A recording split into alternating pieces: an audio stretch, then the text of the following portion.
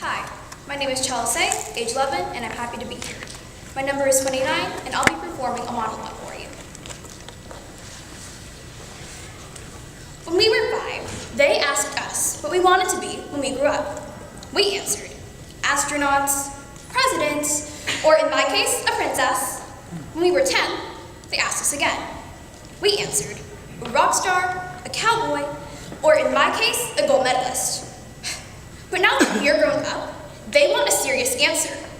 Well then, how about this? Who the heck knows? This isn't the time to make hard and fast decisions. This is the time to make mistakes. Take the wrong train and get stuck somewhere. Fall in love. A lot. Major in philosophy, because there's no way you can make a career out of that. Change your mind and then change it again, because nothing is permanent. So, make as many mistakes as you can.